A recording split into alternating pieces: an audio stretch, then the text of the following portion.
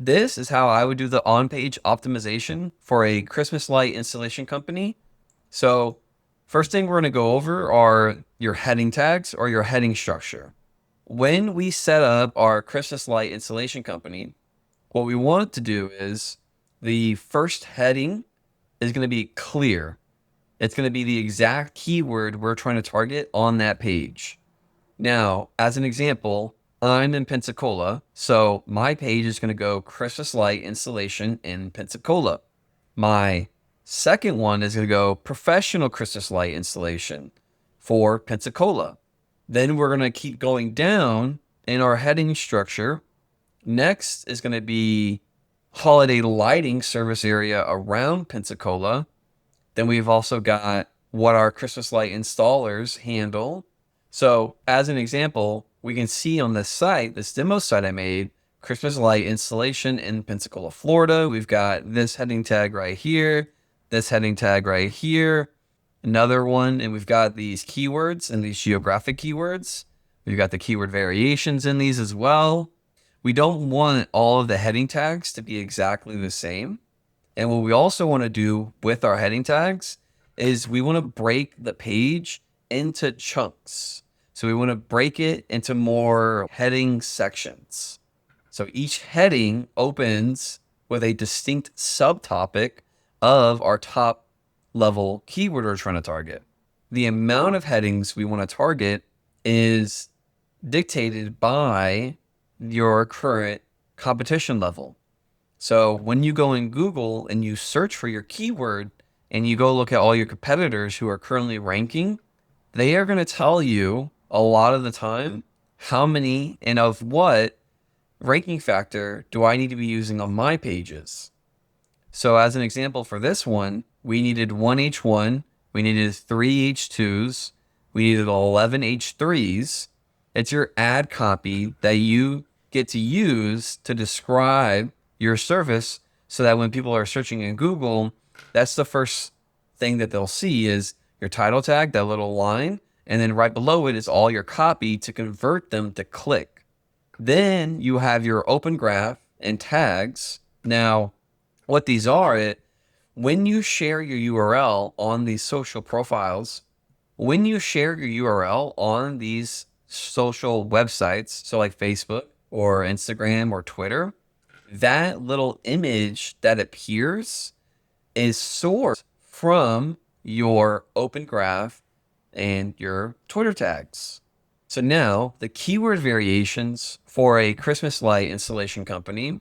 So the number one on-page lesson from a ranking factor study, pages that rank don't repeat the exact same phrase over and over again. They say the same idea, but in different ways, spread through using different phrasing across each of these zones across our page. So as an example, we tore a page below here, and we can actually go and see this page as well. So as we look through this page, what you'll see are a whole bunch of different keyword variations. Right here, we've highlighted some of these. So we've got Christmas lighting, light installation, string lights, holiday lights. We also have roofline lights. Ranking factor is to have nav link variations. So navigation links are like the links in your header, the links you have on page. Having your keyword variations in those nav links are a ranking factor. Having a whole bunch of keyword variations in your paragraph tags are also a ranking factor. How you want to achieve this is throughout the copy of your website, you want to include these different keyword variations. Then you also have the inline span variations. And what I mean by this is just having those keyword variations in your inline span tags. In this example, to rank this Christmas light installation company website in Pensacola, they need 780 words or 53 sentences. They need to hit 780 words and they have to have 53 sentences. Then there's also having the keyword variations in their footer. So a good phrase mix to have across the entire body of your page are going to be 30 light installation, 12 Christmas lighting, 7 Christmas lights, 2 string lights, and then you have exact phrase. Now, for the entities you want to have on your website, first thing I want to touch on is what are entities? Entities are they are nouns that are relevant or associated with the service you provide.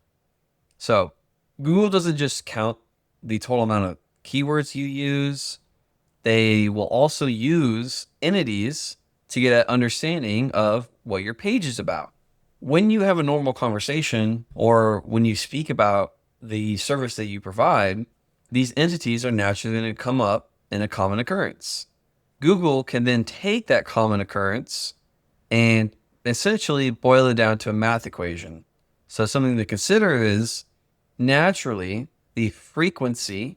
So every 10 words, how many times do these list of words occur? Then not only that, the measured distance between the words on page to the entities being referenced to are also going to help Google understand what the page is about. Now, you can make that assertion, you can believe that, or what you can do is have the idea that, okay, Google uses these words, entities. We can measure the amount of times these are used on pages. So we'll go and search, we'll search our keyword, we'll see what's currently ranking, we'll look at those pages, then we will measure what's on page to get an understanding of what does it currently take and in what quantities to rank our page. So as an example here, we've got Christmas lights are an entity. We have lighting's an entity. Landscape lighting is an entity. We also got LED. We have holiday season. We've got Gulf Coast. Now, each of these have their own identifiers and in different ways on different platforms. So there is the Wikidata identifier. There are Google Knowledge Graph IDs. Then you also have Wikipedia. Wikipedia will have its own articles as well. Cities can have their own entities. So these are the words, the names of the cities that we want to use on our page. An example here is when we look at this page, we've got Christmas light. We've got the entity Pensacola. We've got Christmas lights. You got Pensacola again. As we look through this page, what you're going to see is a certain amount of entities or just nouns or things that are in relation to the service that we're trying to rank for on page. So an example of measuring entities is on this page that I'm trying to rank for, I need to have 13 distinct entities. I also need to have 55 entity mentions. I need to have entities in my H2 and my H3 tags. I need 6 niche plus 4 nearby place entities. On this page, we got this data from measuring what is currently ranking. So now the LSI terms that I want to be using on my page to rank my Christmas light installation company are going to be, but first, before I tell you, I want to talk about LSI terms. What LSI terms are the words that you would use when you have a conversation with somebody else about that service or about that topic. So an example is lighting services, lighting design, holiday light, brighten, unforgettable beauty, beautiful, hassle, neighborhood, holiday season, and safety. So when we think about all of these LSI terms, what we want to think about are if you were to have 10 conversations with all different people, but you are the service provider of the service, how would you talk about that service? What is the supporting vocabulary around the service that you provide? This will help you determine what are the LSI terms or the terms that you want to be using on your page. So these terms are companion words, and an expert having a conversation about the service would weave in naturally into the conversation. And these LSI terms, the total amount that are on page and the frequency that they occur, are a ranking factor. So now, for my Christmas light installation company on my website, what I like to do is I like to put SEO in zones, not walls of text. And what I mean by that, let me explain a little bit. So there are there are applications, there are pages that will create what are considered in SEO skyscraper articles. Now, when you're providing a service for people, these skyscraper articles are what they'll see is just a giant wall of text, and they're more than likely instantly going to click off. Nobody wants to read a giant skyscraper article, right? What I want to do is in my copy immediately when they first get on the page is I want to address their questions, I want to address their pain points, and I want to tell them about the service that I provide. So what I do on my client sites is I will have these zones or sections on the page to where I can put all of the SEO that is not going to remove the experience I want my customer or my client's customers to have. So what I will do is I will have FAQs.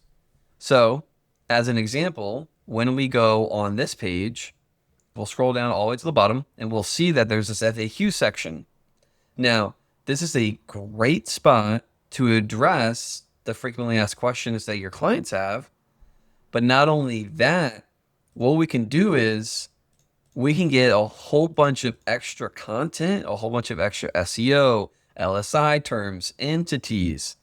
We can get a whole bunch of that on page away from our customers' eyes. We're not interfering with their experience on this page. They're not getting on here and seeing that it's a skyscraper article with 10,000 words. No, everything's hidden. So in this FAQ, I can put all of my SEO and I cannot remove the experience of my customer and trying to get my service. Another thing we can do is, and it's a big trust signal that a lot of companies will have on their pages, are you're going to have these testimonials or you're going to have this review section. I call this a review table. What we can do is we can pull the reviews off of the Google Business Profile and we can display them on the website. When they're on our website, we now have that content on our page. Having this content on our page, if we were to display keyword rich heavy review text, not only can we have those keywords on our page, this is also going to help us get our entity count up. This is also going to help get us our LSI terms up, right? Because those are all the things that are in association when talking about the service that we provide. We can go through and bold certain terms, because bolding certain keywords or entities or LSI terms is a ranking factor. We can go through all of this review content and we can bold these terms. Not only that, we can get more images of our work done on page. From those images, we can make the file name of the image have keywords, have entities, have geographic relevance, have LSI terms, whatever. In the alt text, we get another opportunity to have another 2 to 3, heck, 4, 5, 6 sentences with keywords, keyword variations, entities, LSI terms, everything that we need to do to get this page ranking. But this isn't removing the experience of my customer's journey, right? They are actually going to enjoy seeing all of this trust and seeing all of these photos of previous jobs that we've done. Another thing that we can do is we can have a team wall or a team section. So what I mean by that is in our team section, we can have nice big photos of our team members, the people that work for the company. We can have their name and a little tagline below, hey, who they are, what role they currently have in the company. Then if you were to click on their individual team wall photos, behind that photo, we can have another wall of text. describing our team member, talking about what they do, how long they've been with us, etc. We then now get an opportunity to get more words on our page. And none of this is immediately present to take away from the customer's experience, right? They would have to click on the FAQ accordion. They would have to go to this review wall and scroll it to see all of the text. They would have to click on the team wall on the about of each individual team member to see all of that text. And so by us orchestrating or structuring the pages, our pages this way, we don't remove away from their experience. And we get all the SEO on our page. So we rank higher. So when they click, boom, we got a whole bunch of text here. And then we've also got all of these LSI terms, entities, keywords. We got geographic reference, and we're also building up their information for Google to understand.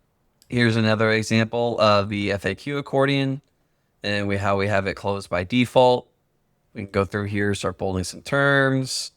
Readers don't see this, but the crawlers see all of this text, all of this data, all this information.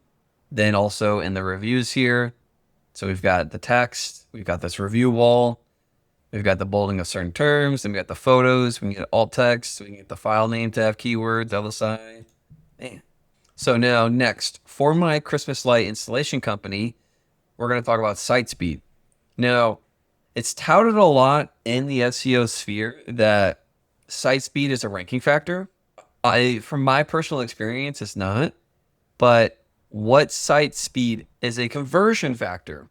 I will optimize my clients' websites with them in mind, the person that is on 3G network that is not at home on Wi-Fi, because the majority of the time, these people that are at home looking for these services can load the website quickly, and I will more likely get their business because when they come to my website, because all my images are compressed, I don't have a giant 3-minute video taking up all of their bandwidth, I'm more likely to get their business.